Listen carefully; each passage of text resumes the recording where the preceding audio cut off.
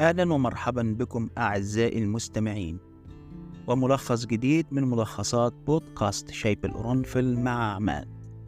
كتابنا اليوم هو كتاب فن الصياعة للمؤلفة دارين المسلماني، وهو من الكتب الموجهة إلى النساء والفتيات، حيث يدور الكتاب في 3 أجزاء.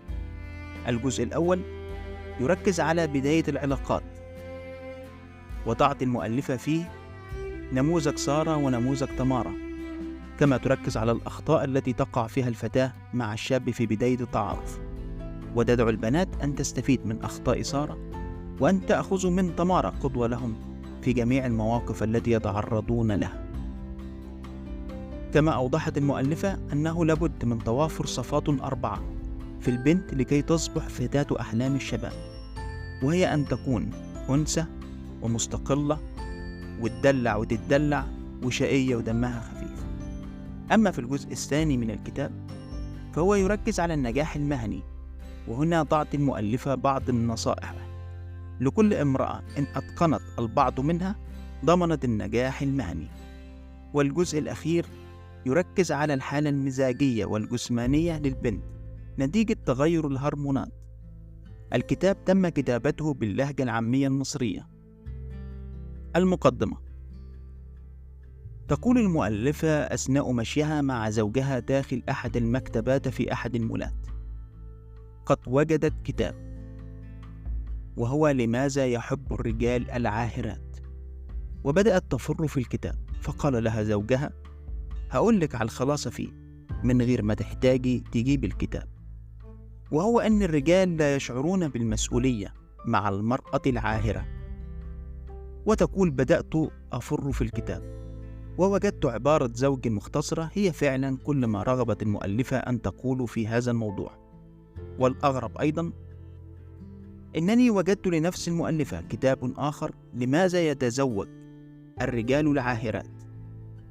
وأوضحت المؤلفة أن الصياعة في المجتمع المصري تعني أمرين، وهما إما المشي الشمال، أو الأمر الثاني وهم الأشخاص اللي بتعرف تعمل اللي في دماغها زي ما هي عايزة.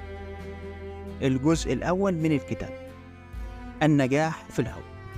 تحبي تبقي سارة ولا تبقي تمارا؟ هنا تعطي المؤلفة سيناريو سارة مع عمر، وسيناريو آخر لتمارا مع عمر في بداية التعارف وبداية العلاقة. السيناريو الأول: بداية تعارف سارة مع عمر.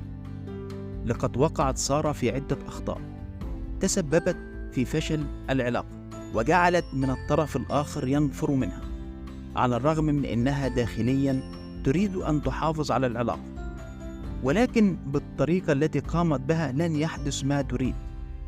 فسارة وقعت في أخطاء كثيرة. الخطأ الأول: سارة كانت لازقة ورنانة ورغاية، بمعنى أن كلامها كتير، وهي التي كانت تتصل دائما على عمر وتطلب وتلح منه أن يكلمها. الخطأ الثاني: مشكلة سارة لا تعرف مدى تنهي المكالمة وما هو الأسلوب الصحيح لإنهاء المكالمة. فعندما قال لها عمر: أنا مشغول وعندي شغل كتير وهبقى أكلمك، استمرت سارة في الحديث معه، وهذا خطأ كبير، لأن المفروض تقول له سارة كلمة واحدة: أوكي سلام. ولكن هي فعلت عكس ذلك، فبدأت تسرد في مواضيع وأحاديث، فهي لم تحافظ على عزة نفسها. الخطأ الثالث: طلبت سارة من عمر أن يكلمها ويتقابلون، وألحت في الطلب، وهذا خطأ، لأن المفروض الذي يطلب ذلك هو عمر وليس سارة. وبالتالي عندما طلبت سارة وألحت على عمر لم يهتم بالأمر. وبعد يومين تذكر عمر أن سارة قالت له: اتصل علي، فكلمها، فتعصبت عليه وقالت له: لسه فاكر يا عمر؟ فقال لها: كنت مشغول يا سارة، هل ممكن تعدي علي؟ قالت: خلاص أنا قريبة منك وهمر عليك.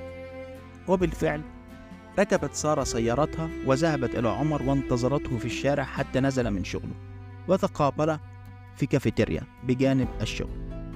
وعندما رأت سارة بعض الأطفال بدأت تتحدث عن حبها للأطفال ورغبتها في الإنجاب، وهذا خطأ أيضا، لأن العلاقة لم تتحدد بعد، وليس من الطبيعي أن تجعلي الشخص الذي أمامك يشعر أنك هتموتي عليه. وآخر خطأ وقعت فيه سارة حديثها عن خطيبته السابقة وإصرارها أن تعرف سبب الانفصال، على الرغم من أن عمر لا يرغب في الحديث عن هذا السبب. فمن خلال حديث عمر وردوده على سارة هو يتعامل معها كأنها صديقة وإنهم في بداية التعارف. على العكس، سارة بتتعامل مع عمر كأنها حبيبة أو زوجة، وهذا خطأ كبير لأن العلاقة لم تتحدد بعد وهما في بداية التعارف، فكان الأولى أن تتريث وألا تتحدث على بعض الأشياء. وهنا ننتقل إلى النموذج الثاني، نموذج عمر وتمارا. في البداية عمر اتصل على تمارا ويقول لها: حاولت يا تمارا أكلمك. فقالت له تمارا: معلش يا عمر، كان معايا عميل ولسه ماشي. فقال لها عمر: ولا يهمك يا تمارا، المهم أنا عايز أقابلك. فقالت له تمارا: أوكي، أنا خارجة مع أصحابي في يوم أجازتي كمان يومين، يا ريت يا عمر تيجي معانا. فقال لها عمر: رايحين فين؟ قالت: رايحين الحسين. فرد عمر وقال: ولكن أنا عايز أقابلك لوحدنا يا تمارا، إيه رأيك نتقابل بكرة وخرج أنت في الويك إند مع أصحابك؟ فقالت تمارا لعمر: أسفة يا عمر، خليها في وقت تاني لأني ما بعرفش أخرج إلا في الويك إند. فقال لها عمر: طب سيبك من أصحابك. فقالت له: مش هينفع يا عمر أبيع أصحابي. وقالت له: معلش أنا في عميل جه ولازم أقفل دلوقتي وهبقى أكلمك تاني. فرد عليها عمر وقال: أوكي يا تمارا، سلام. في البداية لازم نفهم إن تمارا مش بتتقل على عمر، بالعكس قد تكون تمارا معجبة بعمر أكثر من عمر نفسه. ولكن تمارا عملت أشياء أساسية، إنها أول حاجة احترمت مكان عملها ومكان شغلها، كما إنها احترمت العلاقات الاجتماعية من خلال رفضها أن تبيع أصحابها، لأن طول ما هي ناجحة في شغلها وبتحترم نفسها وأصحابها، الآخرون سوف يحترمونها. فعلشان عمر أو غيره يحترمك لازم يكون الاحترام مبدأ في حياتك. أول حاجة تحترمي شغلك ومكان عملك ووعودك مع أصحابك، وأن تعرفي حدودك. وكمان إن تمارا عندها حياتها ووقتها وشغلها، ومش مستعدة تضحي بحد فيهم مع شخص غريب لم تعرف العلاقة هتكون إيه. وكمان تمارا مش رغاية، فقالت له: معلش كان عندي عميل.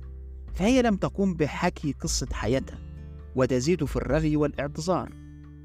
كما أن تمارا هتختار الوقت المناسب لها للخروج، لأنها ببساطة مش هبلة. إن أي شخص غريب في بداية تعارف يقول لها يلا نخرج، تقول له يلا بينا، لكنها رفضت بذكاء وقالت: أنا كمان نفسي أكلمك بس أنت شايف الظروف يا عمر. فهي لم ترفض باستهزاء أو قلة اهتمام، بل بذكاء. فتمارا عملت 3 حاجات: احترمت شغلها، واحترمت أيضا عمر لأنها أعطت له بديل وهو الخروج معها ومع أصحابها، وكذلك أعطت اهتمام له إنها لديها رغبة في الكلام مع أكثر ولكن ظروفها. فهذا جعل عمر يفكر في تمارا لأنه لا يستطيع فهمها، هل تمارا متعلقة به أم لا؟ فهو عايز يفهمها لأنها لم ترفض ولم تقبل، وكلامها عاقل وموزون وليس فيه تجاوز أو رفض، على عكس سارة الذي لم يفكر فيها عمر لأنه عارف إنها هتموت عليه. فتمارا بالنسبة لعمر أصبحت حلم عايز يحققه في الوصول إليه، وأن يدخل قلبها وأن يجعلها تعجب به وبشخصيته، كما أن عمر أعجب بشخصية تمارا لأنها مش رغاية ولا زنانة، ومش بتعتذر على حاجة مش غلطانة فيها، ومش بتاخد إذن إنها تغير الموضوع، وإنها في بداية علاقة وبداية تعارف ممكن تنجح أو تفشل، فبالتالي مفيش تنازلات أو في تعلقات. فأصبح لتمارا سحر خاص عند عمر، حتى لو كانت سارة أحلى من تمارا، لكن شخصية وأسلوب وكلام تمارا كان سر جاذبية عمر لها واهتمامه في الوصول إليها. علشان تبقي فتاة أحلام أي شاب لازم تتصفي ب4 صفات مستقلة: أن تكوني أنثى وتدلعي وشقية ودمك خفيف. فالصفة الأول أن تكوني مستقلة ماديا ومعنويا. كان في مقولة قديما بتقول إن الرجال ما بيحبوش البنت المستقلة لأنها بتقدر تستغنى عن الراجل في أي وقت.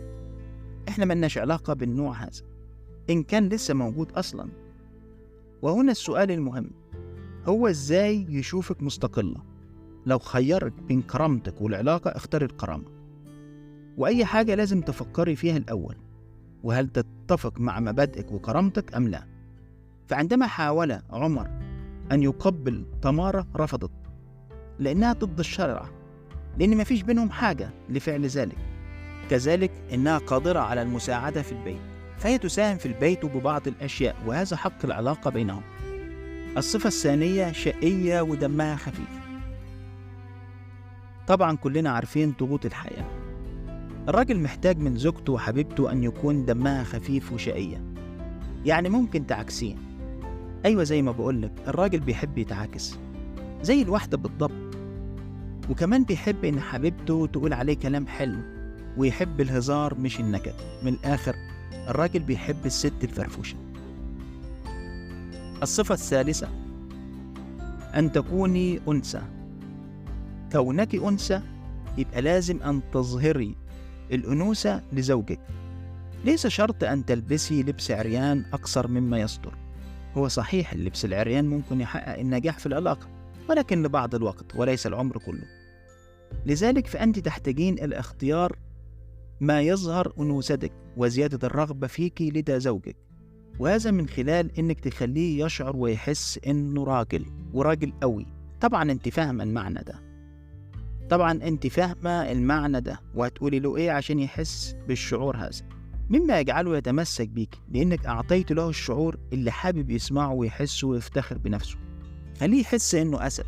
كمان لازم تعبري عن إعجابك به بدون خوف من خلال كلمات جميلة سوف تؤثر عليه. وإن بادلك بالإعجاب لما ترتديه من ملابس، بادليه أيضا بنفس الإعجاب. الصفة الرابعة وهي الدلع. الدلع مرتبط بالأنوثة والشقاوة. لازم يكون دلعك غير دلع الأم، لأنك الحبيبة والزوجة.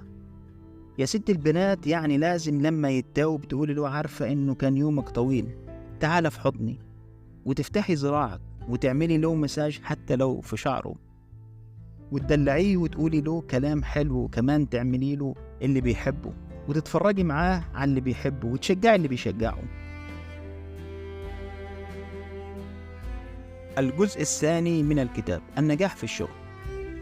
لكي يحدث النجاح في الشغل لابد من معرفة الحاجات دي، وهي قوانين اللعبة في أي مجال من مجالات الشغل، وهي عبارة عن: مفيش اعتراض على كلام رئيسي، الموظف ليس دائما على حق، الالتزام بالمواعيد، وعمل ساعات إضافي على الأقل 5 ساعات في الشغل، أن تكون الست مؤدبة، وهذا أهم بكثير من إنها صح مع الالتزام بتقديم الشغل المطلوب في مواعيده، أن تختاري معلم يكون شخص شاطر في شغله ومحترم له مبادئه للتعلم منه، وكذلك عدم أخذ الأمور على المحمل الشخصي.